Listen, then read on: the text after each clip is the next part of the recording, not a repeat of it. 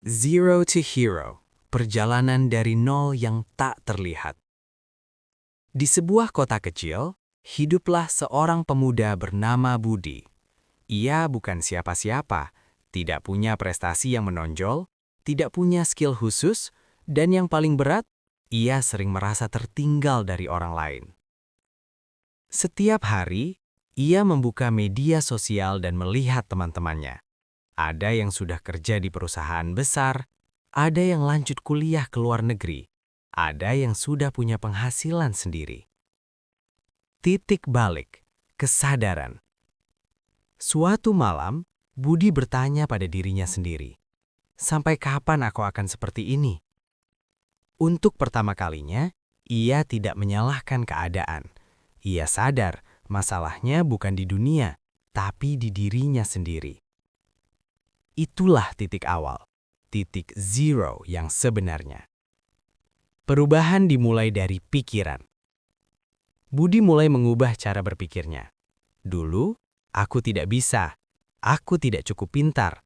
Sekarang, aku bisa belajar. Aku mungkin lambat, tapi aku tidak berhenti. Ia mulai memahami satu hal penting.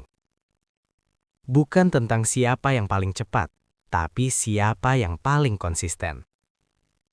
Buku Zero to Hero sebenarnya bukan satu judul tunggal yang spesifik dan terkenal secara global, seperti novel atau buku klasik, melainkan lebih sering digunakan sebagai tema atau konsep dalam buku pengembangan diri atau self-improvement.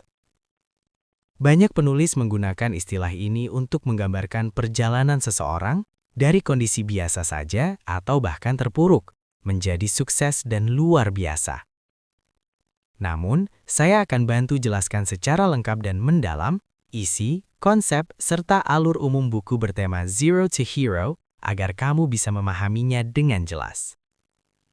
Makna Zero to Hero. Konsep utama. Zero atau nol, kondisi awal, tidak punya skill, pengalaman, atau bahkan kepercayaan diri. Hero, pahlawan, kondisi akhir, sukses, berpengaruh, punya value tinggi. Intinya adalah transformasi diri secara bertahap, melalui proses, bukan instan. Fase 1. Kesadaran diri atau self-awareness. Di bagian ini, pembaca diajak untuk mengenali kondisi saat ini atau realita hidup, menyadari kelemahan dan potensi, jujur terhadap diri sendiri. Pesan penting. Perubahan tidak akan terjadi kalau kamu tidak sadar bahwa kamu perlu berubah. Fase 2. Mindset atau pola pikir. Ini bagian paling krusial. Biasanya bahas growth mindset versus fixed mindset, cara mengatasi rasa takut gagal, mengubah pola pikir negatif. Contoh. Dari "saya tidak bisa" menjadi "saya belum bisa tapi bisa belajar". Fase 3. Skill and knowledge atau pengembangan diri. Setelah mindset terbentuk, masuk ke belajar skill baru, teknis dan soft skill, konsistensi belajar, pentingnya pengalaman. Contoh skill. Data analysis, public speaking, problem solving. Fase 4. Action atau tindakan nyata. Banyak orang berhenti di teori. Buku ini menekankan. Mulai dari kecil, jangan menunggu sempurna, bangun kebiasaan. Prinsip. Action kecil yang konsisten lebih penting daripada rencana besar tanpa eksekusi. Fase 5. Failure dan struggle, kegagalan. Isinya dibahas. Gagal itu normal.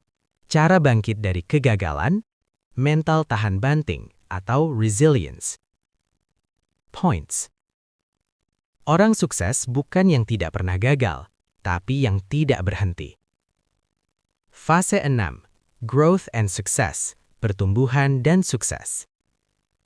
Mulai terlihat hasil. Skill meningkat, peluang terbuka, kepercayaan diri naik. Namun tetap diingatkan, Jangan cepat puas, terus berkembang. Fase 7. Impact atau memberi dampak. Ini level hero. Ciri-cirinya: membantu orang lain, berbagi ilmu, menjadi inspirasi. Kesuksesan sejati adalah saat kamu bisa membantu orang lain sukses.